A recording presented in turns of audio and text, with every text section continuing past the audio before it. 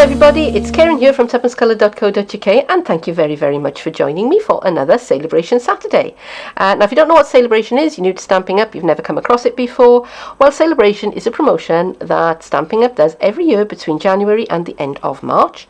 And during the period of Celebration, for every £45 worth of products that you buy in one transaction, and they can be from either of the catalogues, the annual catalogue or the seasonal catalogue, or even from clearance rack, just has to reach a total of £45 before postage and packing, and then you can choose something from the Celebration catalogue. And if you spend £90, you can choose two things. If you spend £135, you can spend three things, and so on. All right. And the product that I'm going to be playing with today is this one. It's the card tin, and it's on page 14. And I was quite surprised when I first clapped eyes on it, which was at our convention in Telford, and I was surprised at just how big it was, because I was expecting something to be a good bit smaller. This is a good sizable card, and if I take the lid off, you can see I've got some of my cards in that I've been making lately inside, and it will hold quite a few. Sorry about the noise. And you also get these inside of it. You get 9 card dividers. So for free, come on, can't say fairer than that. So what I've been playing with today, I could have decorated the tin itself, and maybe later on through the period of Celebration, maybe I will. I haven't ruled it out. But today I wanted to actually play with the divider cards and the packaging material. So stay with me, show you what I did.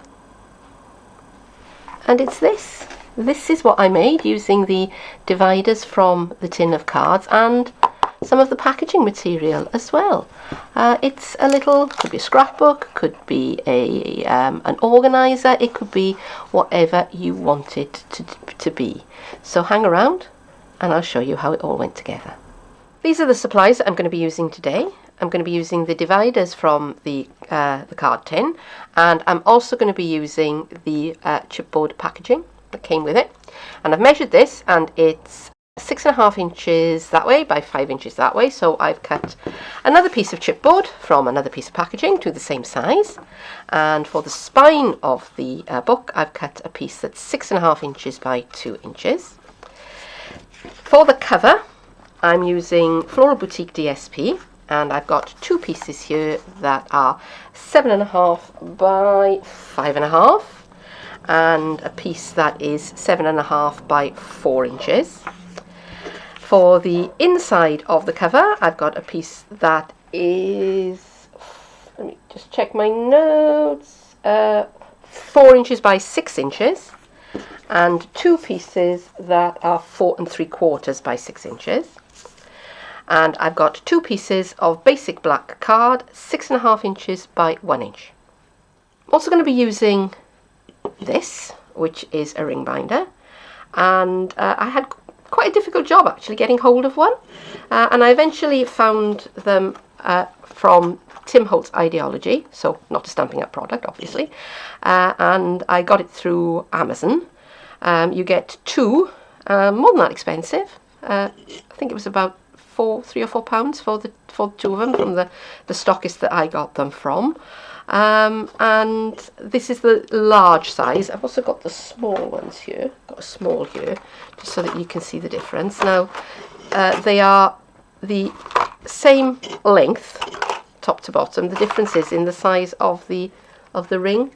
I'm trying to look at my monitor here, which the cat is sitting in front of. So I hope that you can see kind of the difference in the size there. Now I'm going to be using the large size today because I've got a lot of papers to bind. I'm going to punch the holes in the card dividers, and I want to make sure that they are an equal distance in from the end of the card, and also that they will all align when I put all of the cards together. So to do that, I've made myself a template, and this is the one that I've been using. I'll bring it in to show you. It's bright orange. And I'm going to show you how I made it. Now, I made that on card, and I did make things a little bit difficult for myself actually. So I've got here a piece of scrap paper, And what I'm going to do, I'm going to bring in a 2-hole punch. Now, these are widely available from stationers in the UK and probably in Europe as well, because it's a European standard. And I have checked, and it does fit the ring binder mechanism, the Ranger ring binder mechanism. So I'm just going to bring the card in and butt it up against the little lip on the inside there, and I'm just going to punch. Now, I should have said that I've made sure that this bit of paper is longer than I want it to be when it's finished. Okay, because what I'm going to do now, I'm going to fold those the paper so that those 2 holes are together. Okay, not like that. They're like that. They're all lined up. And now let's move this out of the way so you can see a bit better. And now I'm just going to fold that in half. Next thing, I know that the finished length that I want is 6.5 inches. So I'm just going to measure along here. Actually, I don't even need to do that. I should bring in my stamping trimmer. Good thinking, Batman. And I shall line the fold up with the 3.25 inch mark on the trimmer. And I'm just going to trim. And this should now be a fit for the divider. Couldn't think of the word for a minute. Right, so now if I bring the hole punch back in again, I'm going to turn it over upside down so I can see what I'm doing. And if I make sure that I've got the edges and corners even on my card, and I can now see the place to punch my holes. Right. Now, I don't know whether I think that one was particularly easy to see because it was white on white. So let me bring in the one that I have been using, which is orange. And you can see that a little bit better. But this is actually card, so it makes it a little bit harder for me to feed it into the jaws of the punch. But never mind, we still carry on. There you go. You can see that. All I can see there is white, so I can punch. So I can just work my way now through my pile of dividers, and I've got a few here that I've already done. And as you can see, when I get the corners even, they will all line up nice and neatly.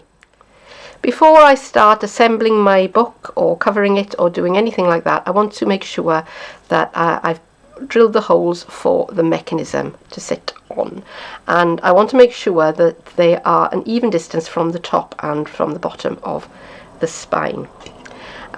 So I've already been playing on that side, as you can see.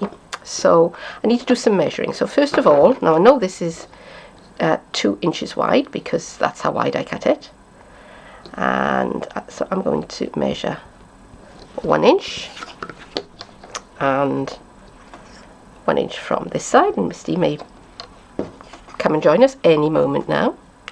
Okay, so now I'm going to have my edges even, and I'm just going to join up those 2 1-inch lines. Okay, now I do want to say that this stuff is heavy, and you won't be able to cut it with your stamping trimmer. Okay, so I have it's not very even, is it? Let's do that again. I have a heavy duty cutter. It's a rotor trim, if you're interested. That was my Christmas present a couple of years ago. But if you haven't got one of those, craft knife will do it. You need craft knife and ruler. Okay, just take your time and don't cut through yourself. Right, now I know this is 6.5 inches long, so the halfway point here is going to be 3.25.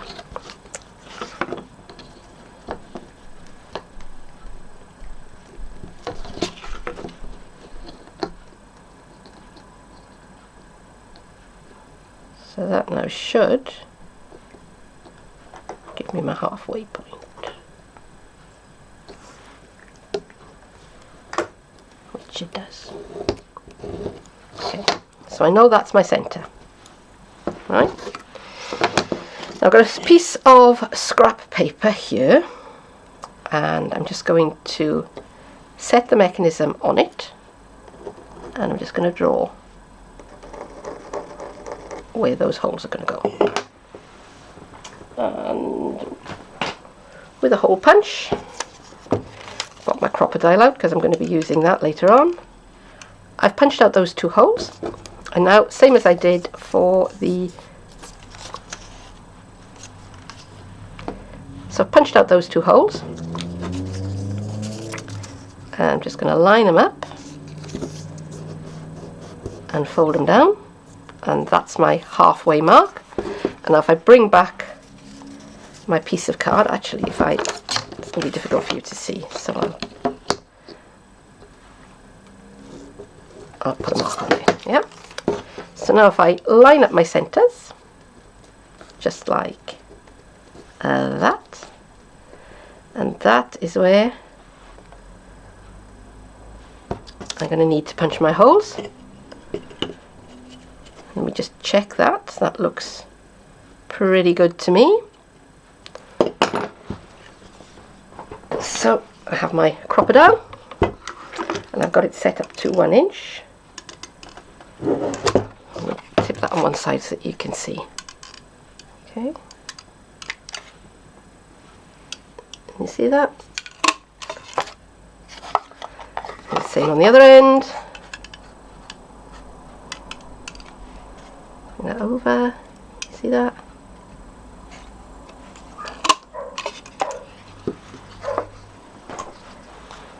And now I know that the holes are in the right place for the mechanism. I'm going to put the book together now. So to do that, I have my 2 strips of basic black, and I've scored and folded them at 1/2 inch. So they're basically folded in half, trimmed the ends, and I've put tear and tape on either side. I've done that twice. So I'm going to start by putting the edge and fold it up that way. So I'm going to bring this into the fold here, line it up nice and even, and bring that over.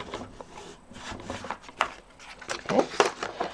And I'm going to burnish that down well with my bone folder. Now this is going to be covered, so there's going to be an extra layer of DSP over the top of that, and that is going to help that construction to stay nice and firm.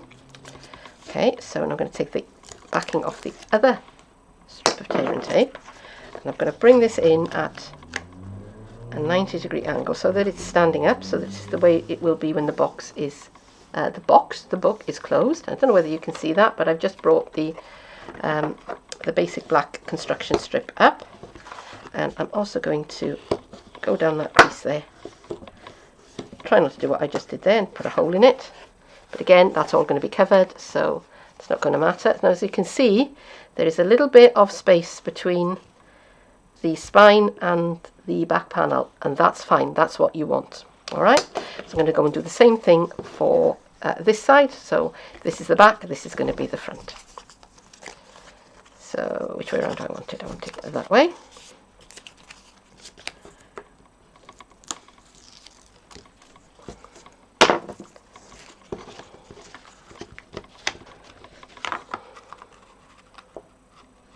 So now I'm going to cover it all with the DSP. Now you will have spotted that this is not the same DSP that I showed you when I showed you the supplies. The reason for that is I've had a bit of a disaster making this, and I had to discard that effort. So this is actually take 3, not even take 2, and I'd run out of the paper of that pattern, but I like this just as much, so I'm going to be using this. I'm going to fast forward through most of this, and I will see you when it's all done.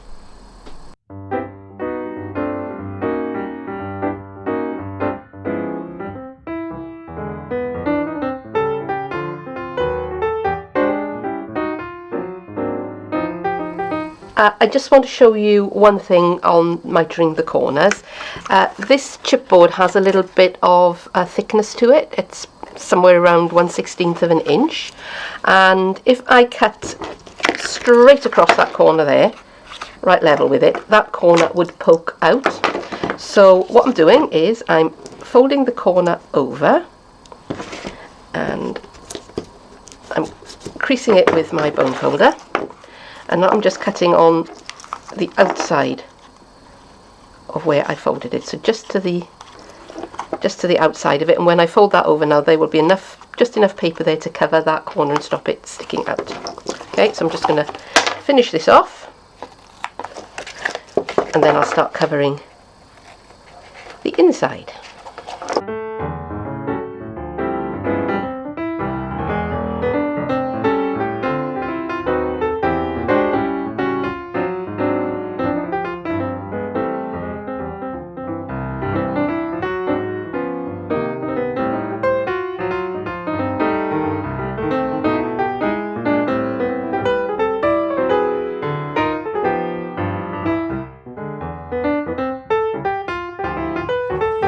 That's all covered, with the exception of the spine on the outside.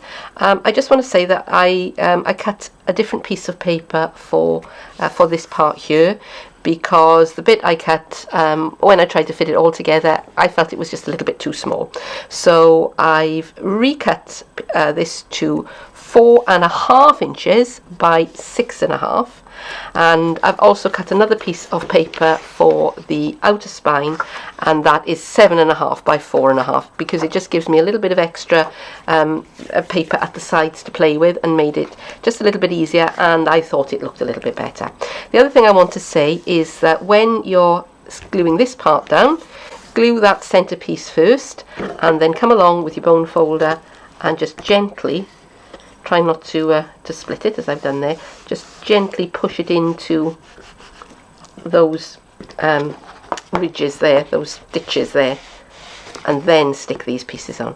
All right, because otherwise you may find that it all cockles up and doesn't look good. All right, so the next bit we're going to do now is we're going to put our binder mechanism on.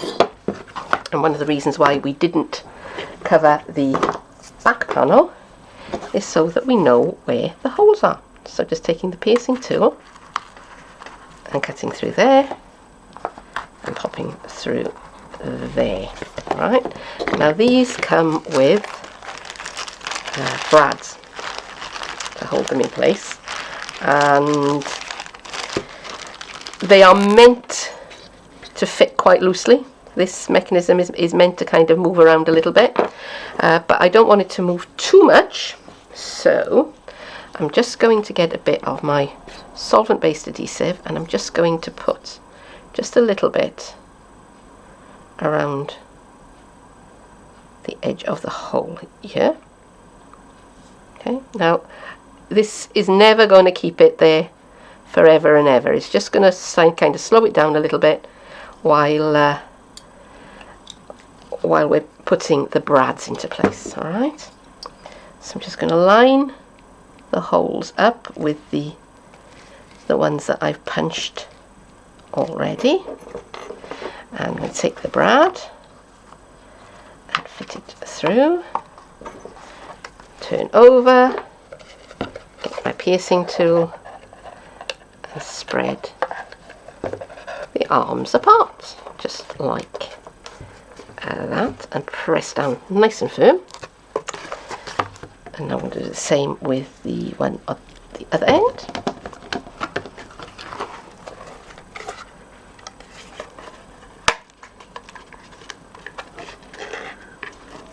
And press the arms down nice and firm.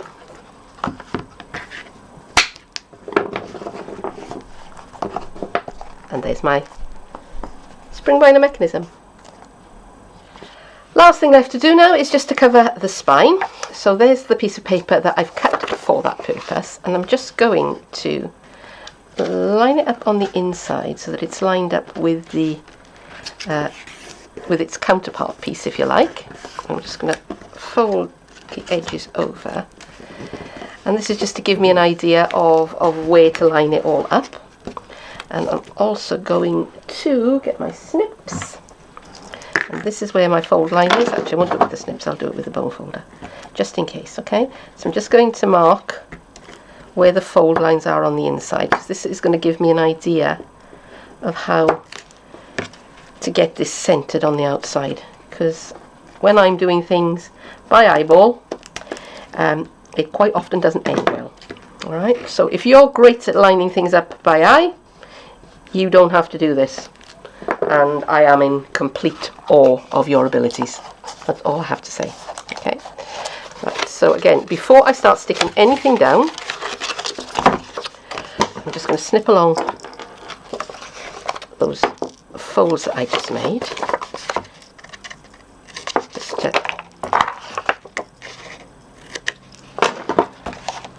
put that back into place, and I'm just going to get an idea of where it's all going to fold. Before I stick anything down, before I commit myself to anything, I'm just going to make sure that that is all going to work together quite nicely. Okay. Alright, and when I'm satisfied with all of that,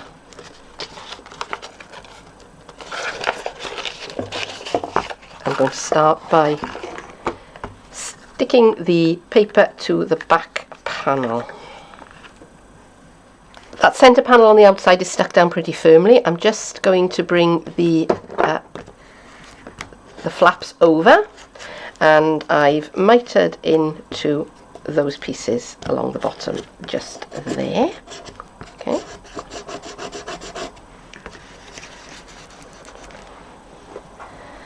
And now I'm going to adhere these outer flaps. I've already stuck down one of the overlaps, and I'm just going to finish by sticking down the other. So I'm going to fold it back, and I shall use the other end of the adhesive, and I'm just going to apply my glue all the way along the panel, and I'm going to put the book into the closed position and bring the edge over. And you don't want to do the outside, you don't want to stick it down in the open position, because if you do that, when you try to close the book, this part will tear, because you won't have enough paper going over it. The inside, that part, you do the sticking in the open position. The outside, you do the sticking in the closed position. Alright, and I've already gone ahead and mitered these little edges here. You can see I've already stuck down those pieces and that piece. I'm just going to bring this round and a bit of bone folder action going on here.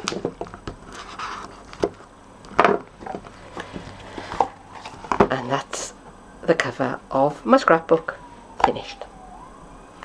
Here it is with the dividers in place. Now the way I've constructed it, when you close the book, the flaps do stick out over the side there.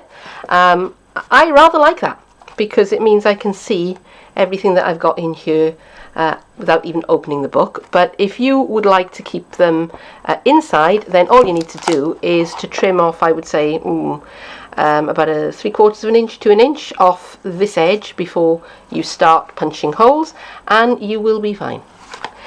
So that is it for today, and I do hope that you've enjoyed watching this project. It was a bit of a journey. There were a few changes of design direction, but you know what? That's part of the fun of crafting. You sometimes start out with a clear idea in your mind and you wind up somewhere rather different, and that happens to me all the time. So thank you very, very much for joining me, and don't forget to comment, subscribe, to like and to share this video, and don't forget to go and have a look at my Facebook page and show me what you've been making as well. I would really, really love to see it. I'm going to be posting more videos very soon, but for now I do thank you for joining me, and I hope that I'll see you again. Bye bye.